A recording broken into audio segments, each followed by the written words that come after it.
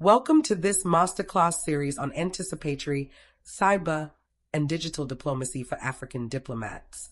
Brought to you by the Ministry of Foreign Affairs, Nigeria. Today's distinguished speaker, Professor Nathaniel D.F.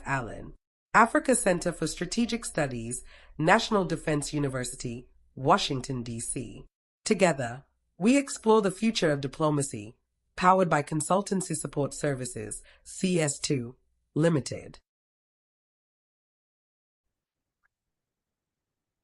Ladies and gentlemen, distinguished panelists, conference organizers, current and future diplomats, all protocols observed. It is my honor to appear before you today to discuss how Nigerian diplomats can advance Nigeria's strategic autonomy, influence, and cyber resilience in a rapidly changing digital order. The effects of advancements in digital technology on defense and security are growing each day. In Nigeria, critical infrastructure has suffered cyber attacks launched by external state actors. Individuals and enterprises have lost billions of US dollars to cyber theft, and terrorist groups are leveraging digital technology to organize and conduct attacks. As significant as these threats are, they are also increasingly well understood, and I believe there exists sufficient expertise within your government to inform your approach as diplomats to managing them. I would therefore like to devote my talk today to discuss what you as diplomats can do to confront a challenge that I think will ultimately prove even more consequential: the rapid proliferation of artificial intelligence and autonomous weapon systems. Less than a decade ago, a film entitled Slaughterbots, produced by the Future of Life Institute, depicted autonomous drones leveraging small explosives and AI-enabled facial recognition technologies to devastate civilian populations. What appeared then as science fiction now appears close to reality, as drones saturate the modern battlefield. In Ukraine, which is currently the world's leading drone theater, unmanned systems caused 2/3 of combat-related casualties during 2024, supplanting artillery. And even though most citizens across Africa cannot access the internet, the continent will not be spared the effects of rapid advances in AI and autonomous weapons. In fact, it is already being hit hard. Over the past 2 decades, at least 31 different African countries have acquired over 1,500 military drones, ranging from tiny handheld drones that weigh less than a kilogram to sophisticated aircraft that can fly thousands of miles and drop 2,000-pound precision-guided munitions. Over the past decade, over 900 drone strikes in 15 countries across the continent have resulted in at least 3,000 deaths. This very much includes Nigeria, which possesses one of the African continent's largest drone arsenals. Through the Air Force Institute of Technology, Nigeria is one of 8 countries in Africa capable of producing military drones, which supply an increasing share of the market. The Nigerian military is actively using these and other drones in combat against armed groups, such as ISWAP and Boko Haram, who maintain their own drone arsenals. Why is this so significant? I think that unmanned systems are establishing themselves as the 21st century's defining military system, even as we are only beginning to understand their transformative effects on the nature of armed conflict. Their low cost, maneuverability, and disposability have made them devastating weapons against conventional forces that congregate out in the open without adequate air defenses or countermeasures against drones. In armed conflicts in Libya, Ethiopia, and Sudan, we have seen the use and employment of drones result in rapid territorial shifts that have decisively influenced the course of each conflict.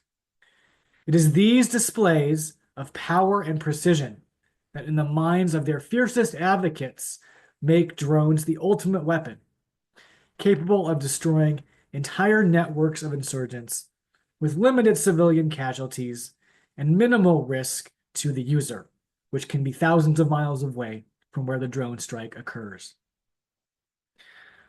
Zoom out just a little bit, however, and I think this narrative starts to crumble.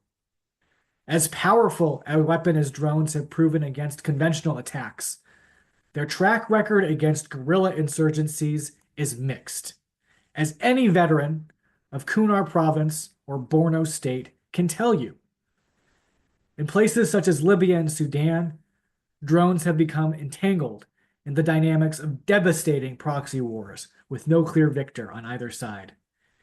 And in the Sahel and Ethiopia, regimes with ground forces that otherwise would not be capable of victory are using drones to stoke unrest and conflict in their peripheries. In short, there is still a lot we do not know or understand about the dynamics of drone warfare and the dynamics of warfare in general, in which unmanned systems increasingly dominate the battlefield. What is clear, however, is that even as these systems become more integrated into combat operations, they are not necessarily the miracle weapons they are thought to be. Their effects may vary based on the number of parties to a conflict, their force structures, the tactics they use, the terrain, and the type of war being fought. Ultimately, it is smart, strategic decision-making by human beings, and not the mindless adoption of the latest technology, that will determine the consequences that unmanned systems have for global peace and security. This is, in my view, where you, as Nigeria's next generation of diplomats, come in. You have a crucial role to play in ensuring that your nation stays ahead of this threat. And I would like to spend the latter half of my lecture to you today discussing 4 concrete ways I think you can advance Nigeria's interests and help ensure smart strategic decision-making in how unmanned systems are shaping warfare in your nation as well as across the world. First, you must actively participate in global debates on lethal autonomous weapons and artificial intelligence in the military domain. And here, I would like to acknowledge and commend Nigeria's leadership of both the African Group at the United Nations and ECOWAS's 2023 communiqué on the peace and security aspects of autonomous weapon systems. These statements and this leadership does signal an important willingness to diplomatically engage and participate in these important global debates.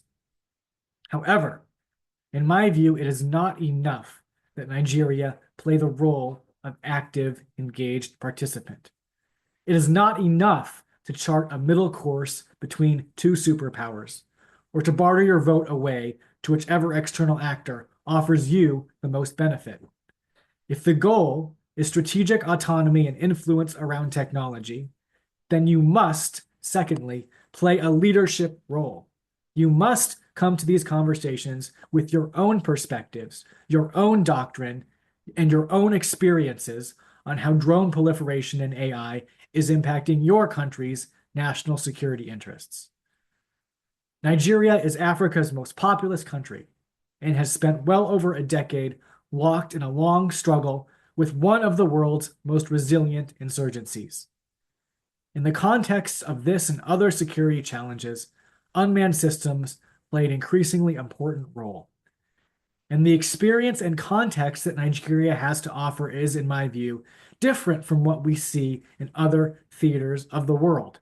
The conversation on drones is dominated by people who are thinking about how to use drones in high-intensity engagements, great power war, etc., not in the kinds of insurgencies to which Nigerian officers and your governments have experience. You have decorated military officers and academicians who understand both the utility and the drawbacks of unmanned systems. Your security forces own and operate hundreds of units of unmanned systems, and your country is among nine African countries who produce drones for military purposes. Your people are your country's most valuable asset. Use and consult them, and not just external experts, as you develop your country's and Africa's positions on managing the proliferation of drones and other unmanned systems. Third, be mindful when it comes to your requests for external assistance. I have no doubt that capacity building as such will and should play a significant role in Nigeria's efforts to adapt to the ways in which AI, autonomy, and unmanned systems are shaping modern warfare. Nevertheless, as the African proverb goes, hands wash each other. In today's world, if you ask for assistance and offer nothing in return, expect to come away empty-handed.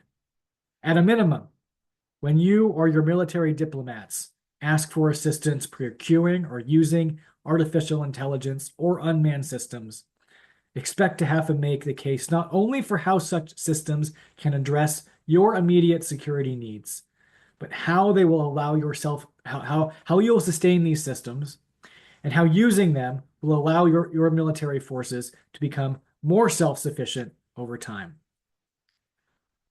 I would argue, however, that Nigeria's nascent drone industry and recent partnership with the firm Cassava to build African AI factories means that you do not need to come to the negotiating table empty-handed.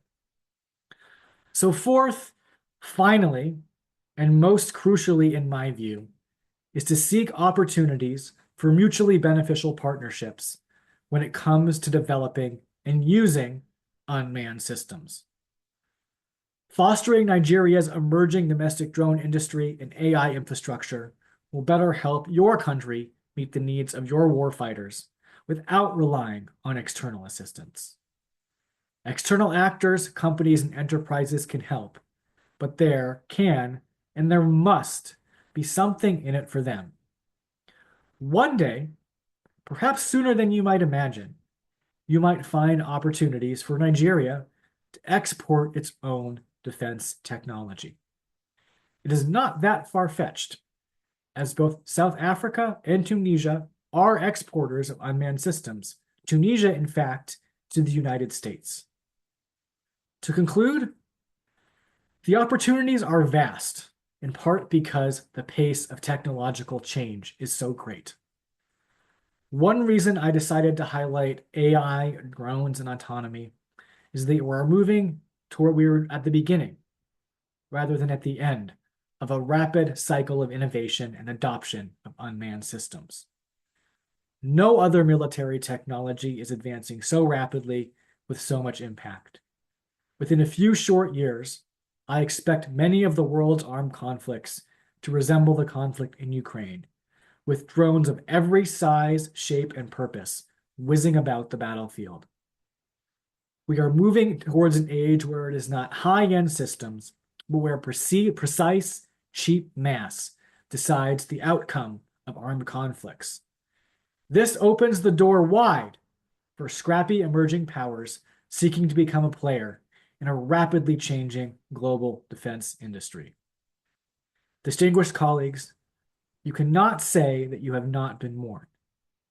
It is now up to you to prepare. I'd like to extend my thanks to the chair for offering the opportunity to address this august group, and I yield the rest of my time. I wish you a lively and enriching seminar.